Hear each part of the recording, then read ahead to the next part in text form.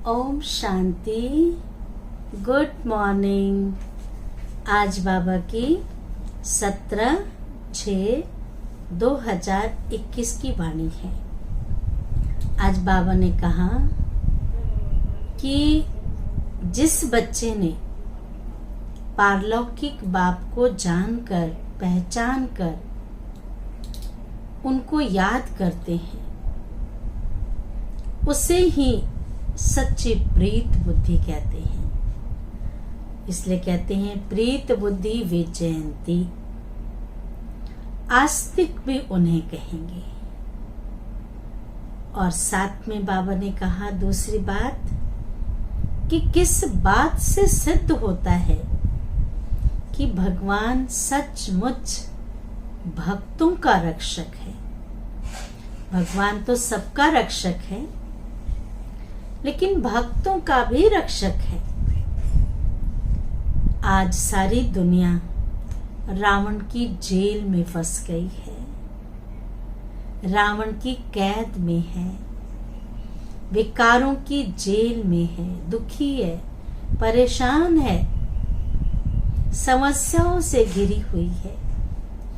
इन रावण की जंजीरों से जो सर्वशक्तिवान भगवान बाप उससे हमें छुड़ाते हैं, डबल सिरताज बना देते हैं, मोहताज से सिरताज बना देते हैं। साथ में बाप का जो कर्तव्य है कि जो पुराने भगत हैं, जिसने सतयुग त्रेता पार किया और द्वापर से भक्ति की शुरुआत की, उन पुराने भक्तों को भगवान आकर के ज्ञान देते हैं। और जिस ज्ञान से सुन करके ज्ञान को जीवन में धारण करके ब्राह्मण बनते हैं, और वही ब्राह्मण से फिर देवता बनते हैं, पूरा जीवन ही परिवर्तन कर देते हैं। यही तो उनकी रक्षा है। इसलिए कहते हैं कि भगवान भक्तों का रक्षक है। भक्त उसे जिस भी हालत में याद करते हैं, पुकारते हैं, भगवान हाजिर है उनकी रक्षा करने के लिए।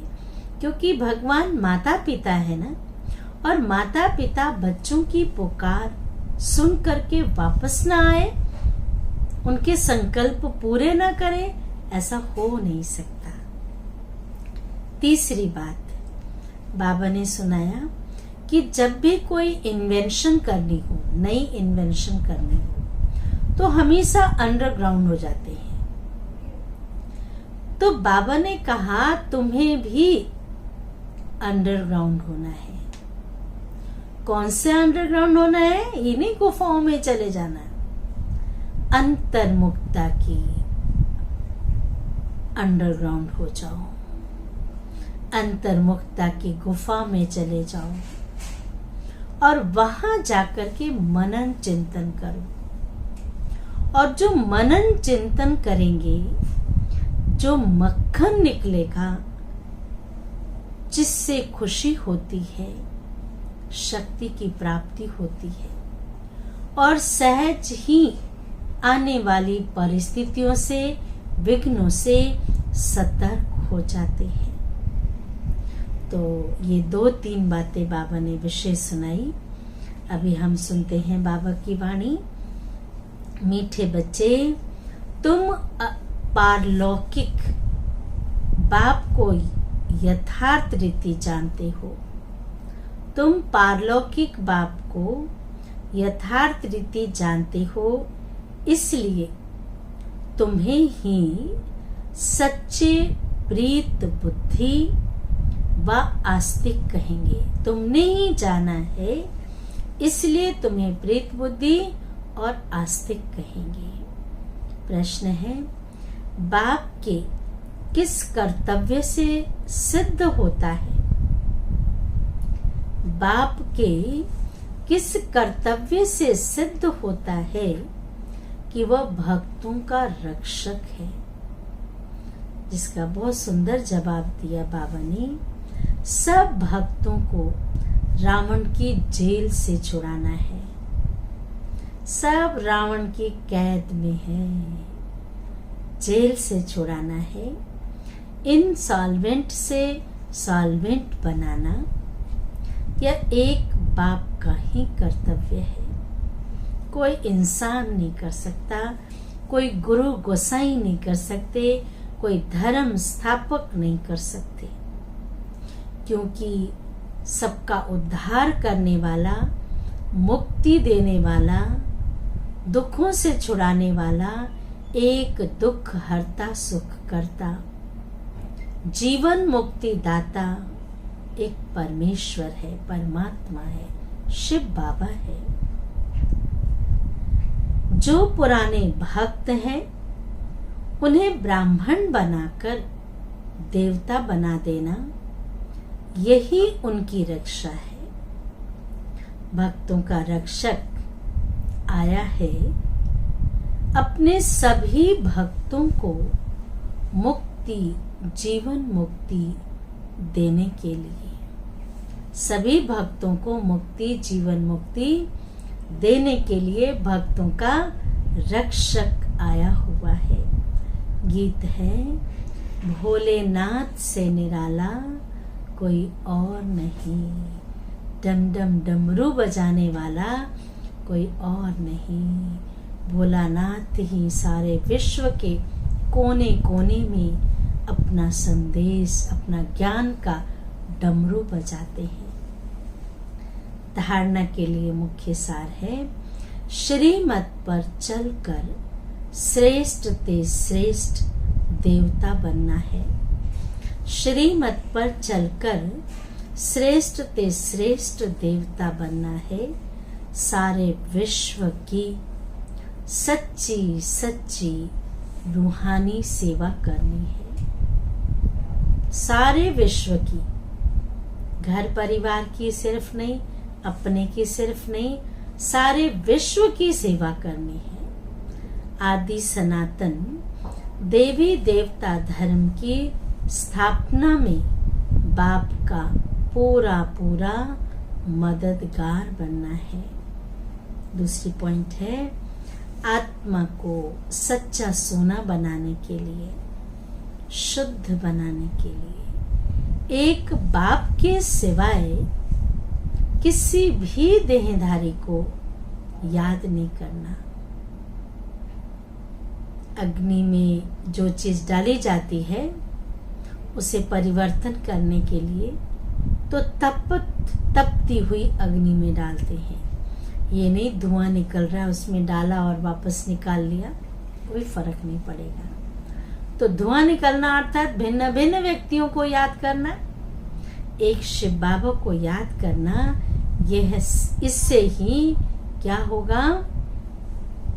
बाबा ने कहा एक शिव बाबा की ही याद करेंगे तो सच्चा सोना बनेंगे। पारलौकिक बाप से सच्ची सच्ची प्रीत रखनी है। वरदान है, ध्यान से सुनेंगे। अंतर्मुखी बन, अपने समय और संकल्पों की बचत करने वाले।